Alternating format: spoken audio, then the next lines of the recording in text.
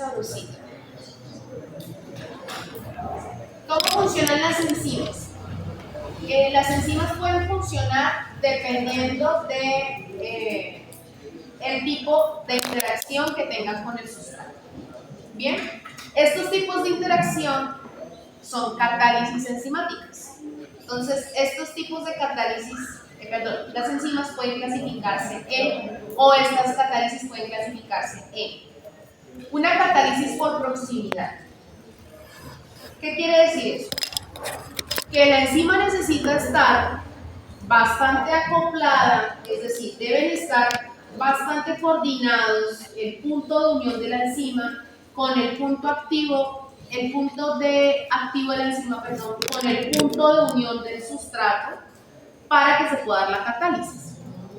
Si ellas no están coordinadas espacialmente, no se puede dar la interacción. ¿Bien? Entonces, el sitio activo debe estar sí o sí enfrente del punto de acción de la enzima. Por eso menciona la imagen, proximidad favorable, orientación favorable. Debe estar bien orientado y debe estar muy cerca. El otro tipo, también se puede dar que estén muy cerca, pero la orientación es indefinida, no están bien orientados, y definitivamente cuando esta catálisis no se da es cuando ni están cerca ni están orientados. ¿Okay? Algo que activa la catálisis por proximidad es la concentración del sustrato. Si no hay suficiente blanco para la enzima no trabaja, no se activa. Sin embargo, llega un punto en que la enzima ha metabolizado todo el sustrato, hablando experimentalmente, ¿no? Entonces toca poner un poco más de sustrato para que la enzima pueda seguir funcionando. Cuando la curva de comportamiento de la enzima llega a la meseta, aquí la concentración del sustrato se vuelve constante y luego ni siquiera empieza a disminuir porque no hay, la acción enzimática pues no se degrada, se degrada el sustrato, pero no hay sustrato, entonces no se puede seguir manipulando la curva. El otro tipo de catálisis es la catálisis ácido-básica.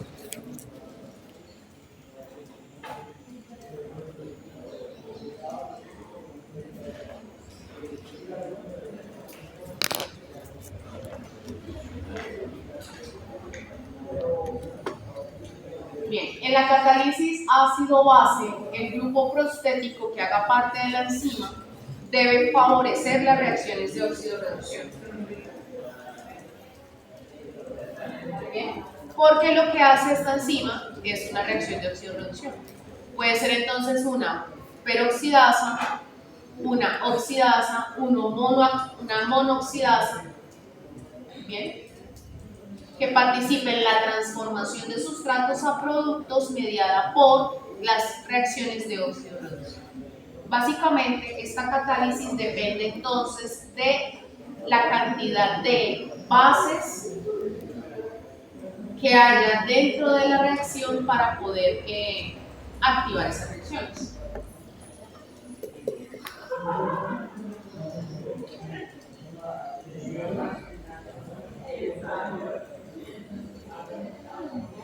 No entendí eso último de las bases. Los aminoácidos de sustrato o el sustrato puede ser, generalmente son proteínas, entonces esas proteínas deben ser más básicas que ácidas para que pueda activarse la acción enzimática. ¿Sí? ¿Puedo pasarlo ya? Ok. Ay, Dios santo.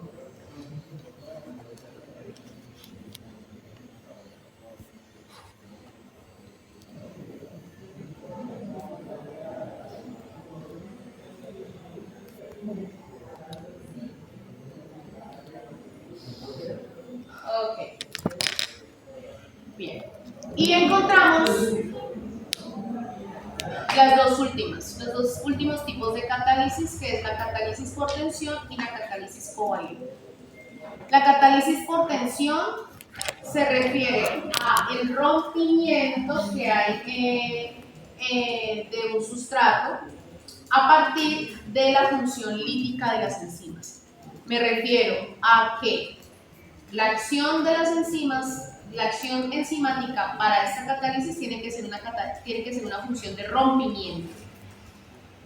Lo que se rompe tiene que ser enlaces covalentes. Bien, entonces aquí podemos encontrar a las liasas y a las hidrolasas también, que se encargan de trasladar grupos de un sustrato a otro y de romper enlaces a través de una molécula de agua. Y la catálisis covalente es al contrario. Entonces, en la catálisis covalente lo que se genera es una unión, es una reacción de unión. Se forman enlaces covalentes para favorecer la unión de dos partes de una molécula o de dos partes de una. Sí, de una.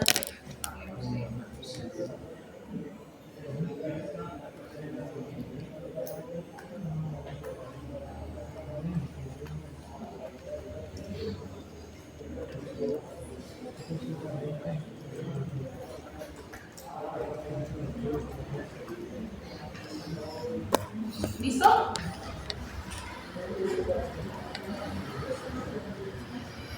Bien, entonces, las enzimas deben funcionar siempre y cuando la energía que se les aplique inicialmente sea la suficiente para sacarlas del equilibrio. Si una molécula está en equilibrio, se debe romper ese equilibrio a nivel energético para que esa molécula empiece a trabajar. Lo mismo sucede con los átomos, con las enzimas, con un cuerpo como el de ustedes. Si ustedes están reposando y no se quieren parar, alguien tiene que tener más fuerza que ustedes para poder pararlos de la silla y empujarlos. Lo mismo sucede con las moléculas de la célula. Se debe aplicar energía suficiente para poder sacarla del equilibrio y que empiece a trabajar. ¿Bien? A nivel fisiológico, características del medio que activan enzimas, la temperatura y el pH. Y debe generarse siempre un aumento de la velocidad de la reacción, si no la función enzimática estaría bastante valorizada. Si una enzima no es capaz de acelerar la reacción, pues no es funcional.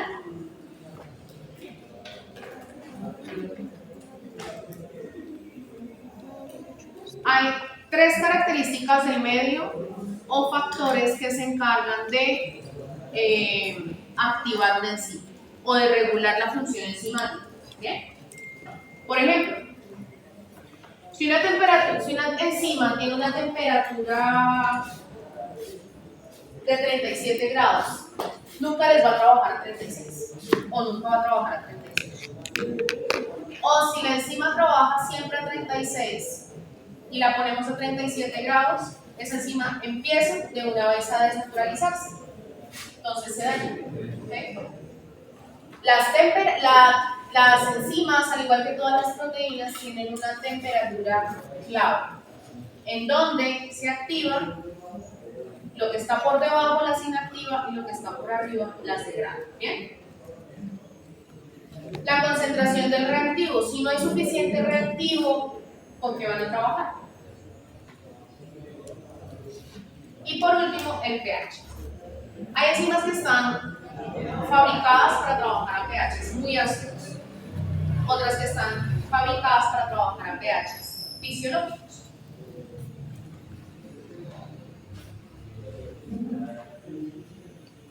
Si uno las coloca en un pH por debajo o por encima, pasa lo mismo que con la temperatura. Se degradan o están inactivas. No funciona. ¿Listo?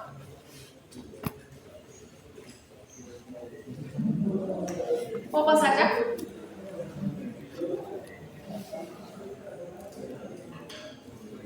Ok. porque dices que a mayor temperatura la enzima se puede empezar a degradarse y dice que a mayor temperatura mayor energía cinética, o sea que actúa Dependiendo más de rápido. todo depende de la naturaleza de la enzima. Si la enzima, supongamos que la enzima tiene un margen de trabajo, o sea, mayor energía siempre y cuando no sobrepase la energía de activación de la enzima. ¿Sí? Si sobrepasa la energía de la activación de la enzima, esa enzima se desnaturaliza de una vez. Ok. Yo voy a preguntar algo. El arroz,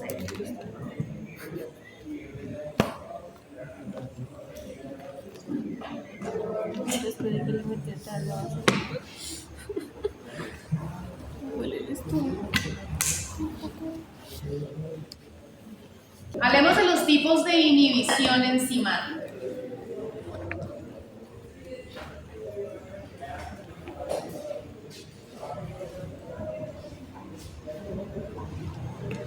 Existe una inhibición competitiva. ¿Qué quiere decir esto? Ustedes saben que las enzimas tienen sitios de unión al sustrato. ¿Bien? Entonces, cuando no es tiempo de que la enzima trabaje, por ejemplo, las enzimas que trabajan a pH fisiológico, que están activas todo el tiempo, a esas enzimas hay que bloquearlas de alguna forma. ¿Bien? La única forma de bloquearlas es tapándoles el sitio activo al sustrato. De esa forma, se inhibe la interacción entre la enzima y el sustrato. ¿Bien? Y luego la enzima no puede unirse al sustrato y no puede trabajar. ¿Sí me hago entender? ¿Sí me hago entender, chicos? Sí, señora. Ok. Esto es inhibición competitiva. Obviamente es un tipo de inhibición dependiente de la concentración del sustrato. Una vez se active el sustrato, bien sea por una señal celular, por un cambio en el ambiente celular o tisular, y aumenta la concentración del sustrato, entonces el inhibidor se desliga por esa misma competencia y se une el sustrato en sí al sitio activo de la enzima. ¿Listo?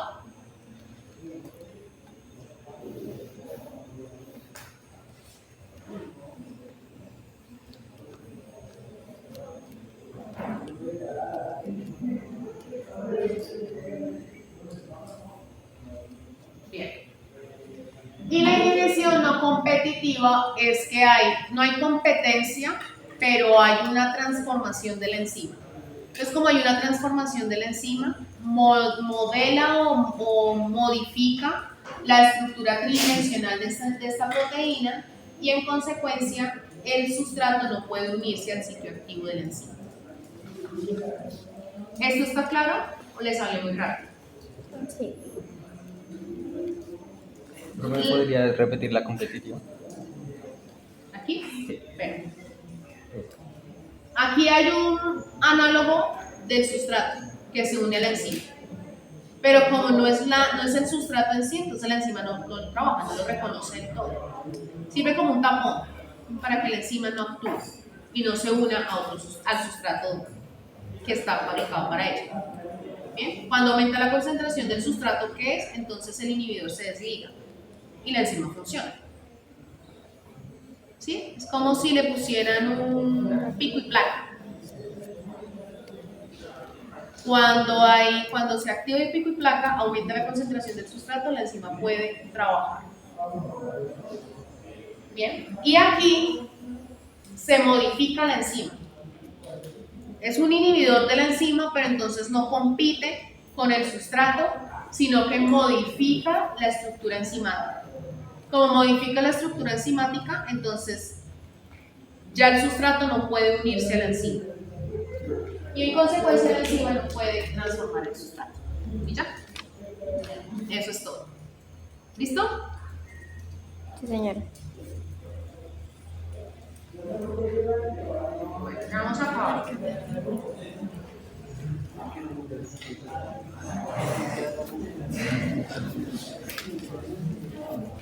¿Hay alguna pregunta hasta aquí?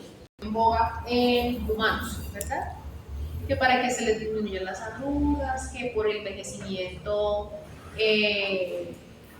prematuro, es por el estrés oxidativo y radicales libres, pero en producción animal se observa con mucha frecuencia el estrés oxidativo y la producción de radicales libres. En peceras, en animales que están en constante encierro, el cambio en el metabolismo, el aumento de las tasas de crecimiento, el hecho de que que no tenga una buena dieta, el hecho de que se encuentren en ambientes en donde no se les deje explorar su naturaleza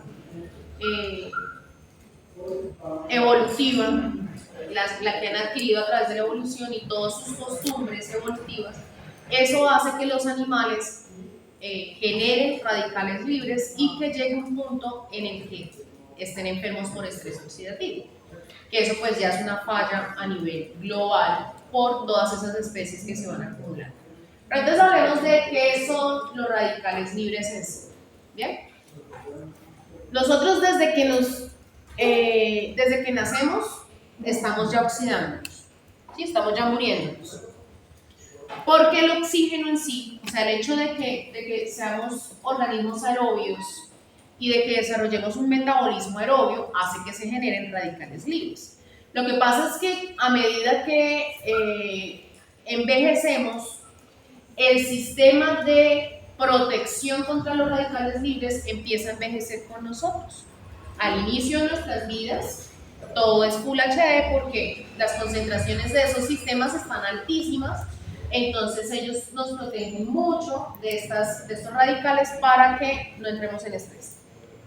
Pero a medida que envejecemos, ellos empiezan a disminuir también. Entonces empiezan a aparecer enfermedades metabólicas, cáncer, disfunciones a nivel renal y ese tipo de cosas. ¿Ok?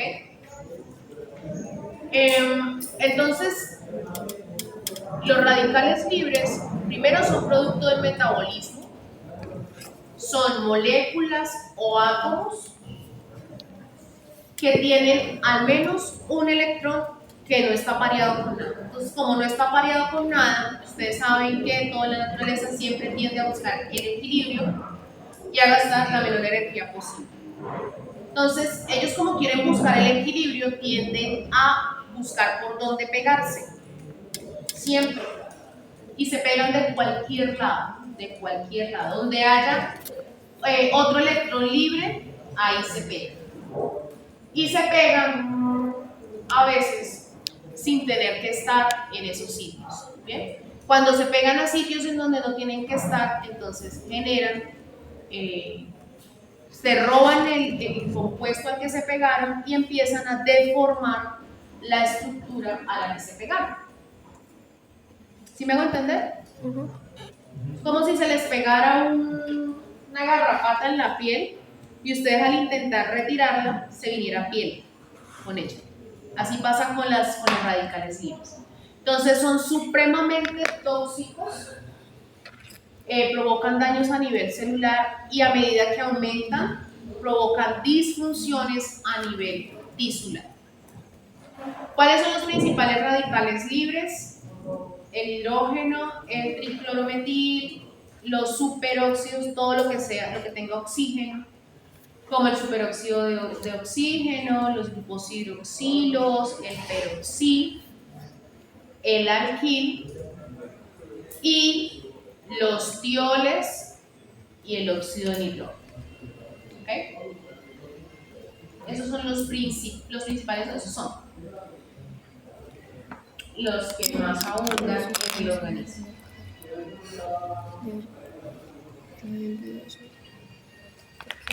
Eso se le pega al músculo. Entonces empieza a hacer que los órganos.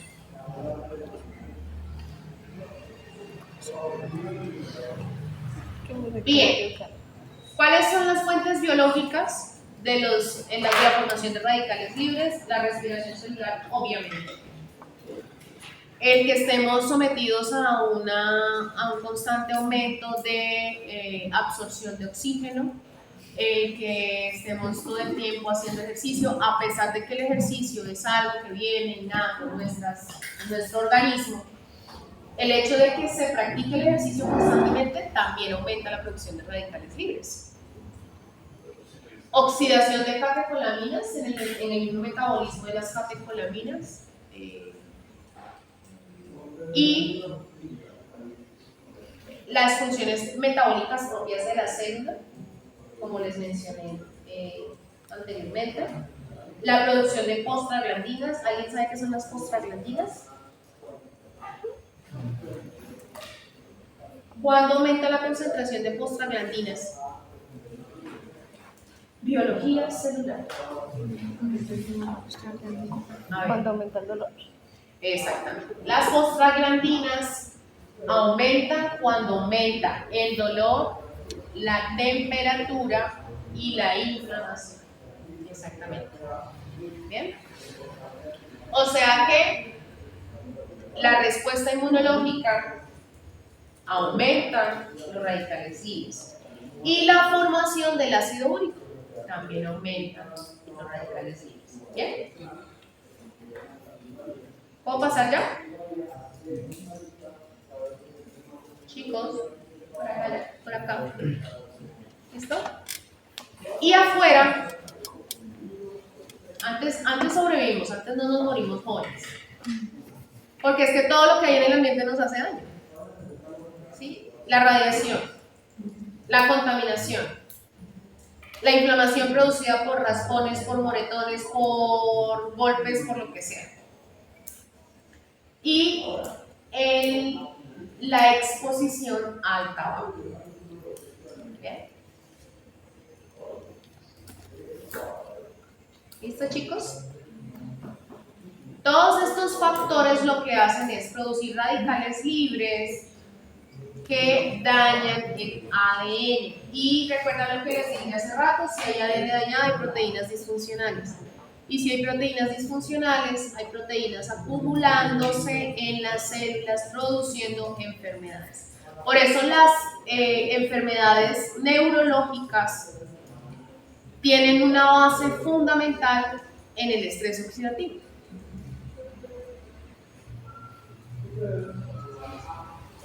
Bien, entonces, ¿qué es estrés oxidativo en sí? Cuando se rompe el equilibrio, el balance entre los radicales libres y los sistemas de recuperación del organismo, entramos en estrés. Aumenta la concentración de radicales libres, se empiezan a agarrar de cualquier punto de la célula hasta que la degradan, la degeneran. Y esto no funciona con una sola célula, sino con muchas células a la vez.